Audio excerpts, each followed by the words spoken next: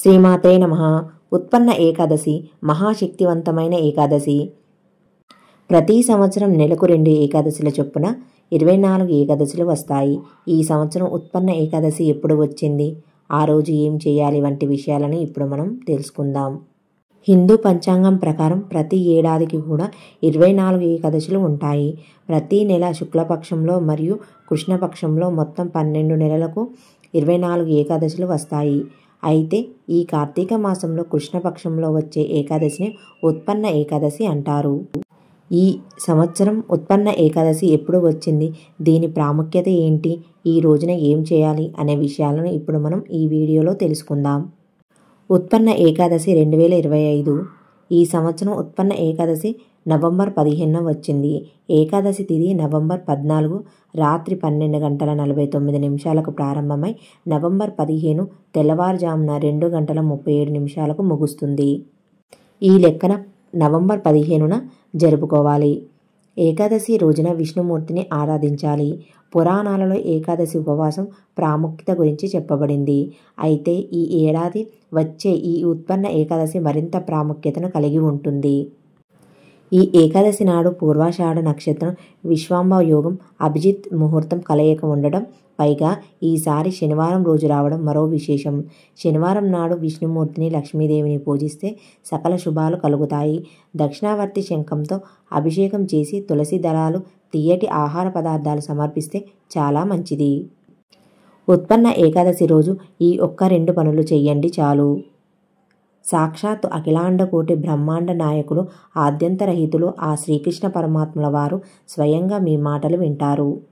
ఇది ఎంత గొప్ప రోజు అంటే ఆధ్యాత్మికంగా శ్రీకృష్ణ పరమాత్ముడికి అత్యంత ప్రీతికరమైన రోజుగా భావిస్తారు. ఈ రోజు ఉత్పన్న ఏకాదశిగా చెప్పబడింది. ఈ రోజు ఎంత పవర్ఫుల్ అంటే ఈ సంవత్సరంలో ఒకసారి వచ్చే రోజున మీరు ఏ పని చేసినా మీకు కొన్ని కోట్ల రెట్ల ఫలితాన్ని ఇస్తాడు ఆ శ్రీకృష్ణుడు.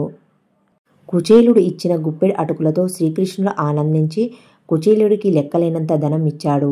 అలాగే శ్రీకృష్ణుడికి ఇష్టమైన ఈ రోజున ఈ 2 పనులు చేస్తే చాలు, ఆయన ఇంకెంత ఆనందిస్తారో, మిమ్మల్ని ఇంకెంత అనుగ్రహిస్తారో చూడండి. ఈ నవంబర్ 15న ఈ 2 పనులు తప్పకుండా చెయ్యండి చాలు. ఆ శ్రీకృష్ణ పరమాత్మకి చాలా ఆనందం కలుగుతుంది. మొదటిది, మీ దగ్గరలో ఉన్న గోశాలకి కానీ గోవుల దగ్గరికి కానీ వెళ్ళి వాటికి కడుపు నిండా ఆహారం పెట్టండి. రెండవది, ఆకలితో బాధపడుతున్న మనిషికి ఒక గుప్పెడు అన్నాన్ని పెట్టండి. మీరు అన్నం పెట్టే సమయంలో ఈ ఒక్క మంత్రం మాత్రం 3 సార్లు జపించండి, అస్సలు మరవకండి. ఇదే ఆ మంత్రం, ఓం నమో భగవతే వాసుదేవాయ.